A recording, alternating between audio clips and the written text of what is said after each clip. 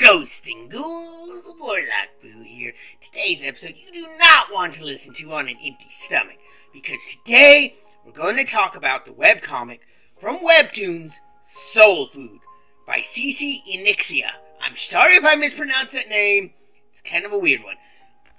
But Soul Foods is under the category of drama and heartwarming. It's kind of a slice of lifey type thing, with some very dark concepts in it. Soul Food is about the afterlife.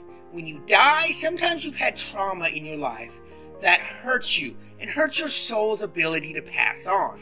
So Soul Food is about a restaurant in the afterlife that makes a special dish for you to help you remember who you are, something you loved in life. And it just makes you remember. Those damages disappear and you are able to fully move on to who you are and to move past it. It's a very delightful, very heartwarming kind of thing with some dark overtones. You see, every soul that is brought in has parts of them that are blocked out by smoke. And the smoke comes in different colors that can mean different things that was causing damage. Such as gunshot, or burning, or electrocution, or blunt force trauma. The first person they have has a smoke that means he was hit by a car. And they have to make this so your soul can be fixed and you can move on from fully remembering who you are. Some souls, it's more complicated. Some souls, it's very simple. Starting with, let's talk to the soul, see what they remember. See if they remember something. Maybe a taste, maybe a thing.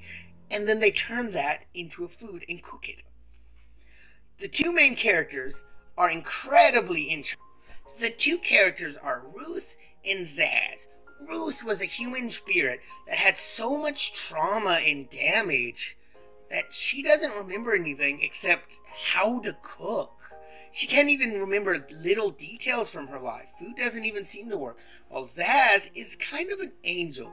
And the angels, or spirits, or whatever they are, have a very inhuman design to them. They have multiple eyes, jet black skin, white hair, and claws and fangs. At least the higher ranking ones. That's their nice form. Their more inhuman forms are kind of terrifying.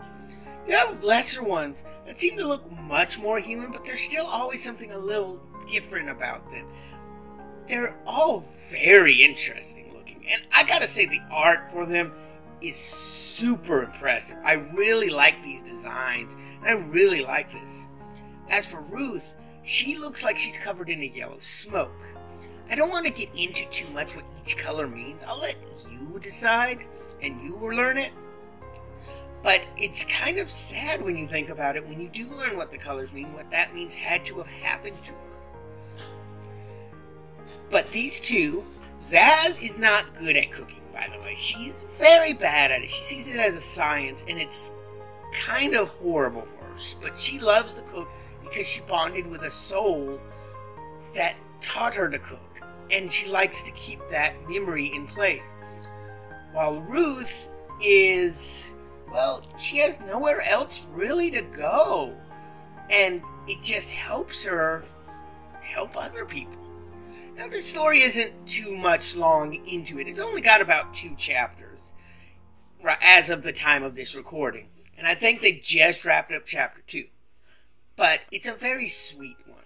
Each chapter seems to focus on the one person that they try to help.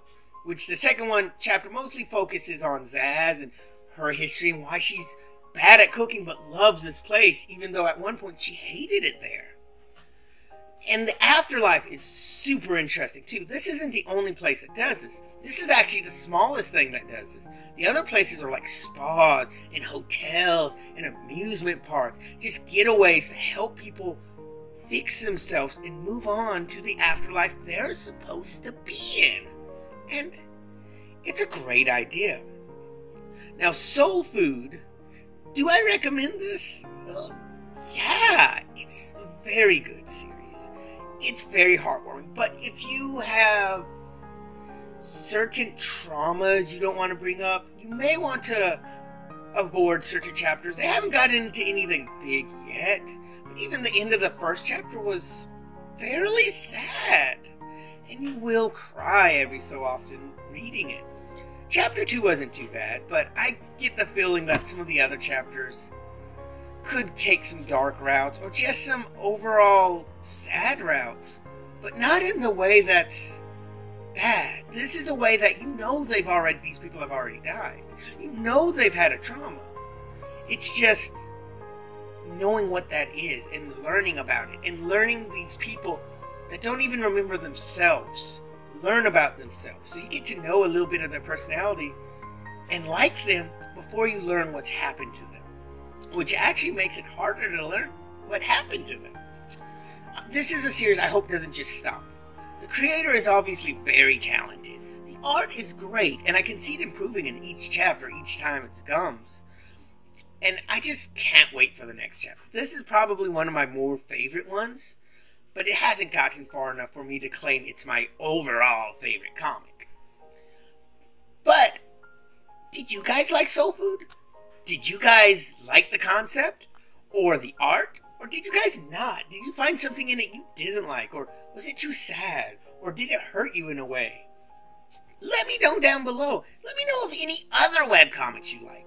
I'm going to be reviewing them. I'm also setting up a gaming channel to do some just video game videos and let you guys see what my gaming's like. It's okay-ish. I'm not the best, and I'm far from the worst, so we'll see what you guys think. But until next time, this has been Warlock Boo, hoping to be spooking y'all later. Bye!